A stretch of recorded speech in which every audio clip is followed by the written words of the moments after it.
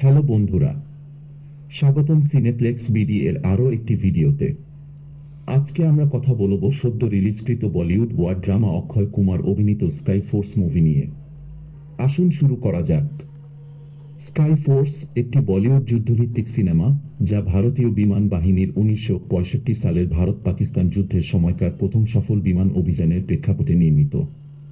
এই সিনেমাটি squadron leader tabby এবং উইং কমান্ডার টাইগার আহুজা এর সাহসিকতা, আত্মত্যাগ এবং দেশের প্রতি তাদের অবিচল প্রেমের কাহিনী তুলে ধরে। মুভির গল্পের প্রেক্ষাপট: সিনেমাটি শুরু হয় ভারতীয় বিমান বাহিনীর একটি স্কোয়াড্রনের প্রাথমিক প্রশিক্ষণ এবং হালকা মেজাজের কিছু দৃশ্য দিয়ে।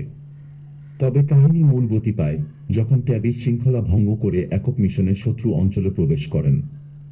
এর ফলস্বরূপ তিনি রহস্যজনকভাবে নিখোঁজ হন। টাইগার আহুজা তার বন্ধু ও সহকর্মীর জন্য প্রায় 2 দশক ধরে সংগ্রাম চালিয়ে যান। আমরা স্কাই ফোর্স মুভিটিকে যদি এক লাইনে রিভিউ করতে চাই তাহলে বলতে হয় এটি একটি one time very good entertaining movie. Movie দেখার সময় কোথাও আপনার বোরিং ফিল হবে না। এবার আসি অভিনয় ও পরিচালনা নিয়ে। Akshay Kumar wing commander tiger আহুজার চরিত্রে চমৎকার অভিনয় করেছেন। তার চরিত্রে নেতৃত্ব এবং আবেগময় দিকটি সুন্দরভাবে ফুটিয়ে তোলা হয়েছে। নতুন অভিনেতা ভীর পাহাড়িয়া স্কোয়াড্রন লিডার ট্যাবির চরিত্রে চমৎকার অভিনয় করেছেন। তাদের মধ্যে রসায়ন দর্শকদের মুগ্ধ করে। পরিচালক সিনেমার গতি এবং কাহিনীকে শক্তিশালীভাবে ধরে রেখেছেন। আকাশযুদ্ধের দৃশ্যাবলী অত্যন্ত বাস্তবসম্মত এবং উত্তেজনাপূর্ণ।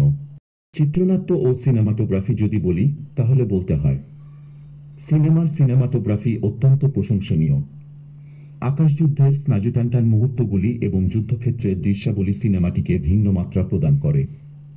বিমান বাহিনীর কর্মকর্তাদের যুদ্ধকালীন যেই পরিস্থিতি এবং একটি অপারেশনের এক্সিকিউশন, এগুলো সবে বিস্তারিত দেখতে পাবেন, যা সত্যিই এন্টারটেইনিং। যদি বলি মুভির পজিটিভ দিক: চমৎকার অভিনয় এবং চরিত্রায়ন, বাস্তবসম্মত যুদ্ধের দৃশ্য, দেশপ্রেমের ভারসাম্যপূর্ণ উপস্থাপন। এবার বলি মুভির নেগেটিভ দিক: কয়েকটি অংশে গল্পের গতি কিছুটা ধীর, নতুন অভিনেতার অভিজ্ঞতার অভাব কিছু দৃশ্যে প্রকাশ পেয়েছে। এবার আসি চূড়ান্ত রেটিংয়ে।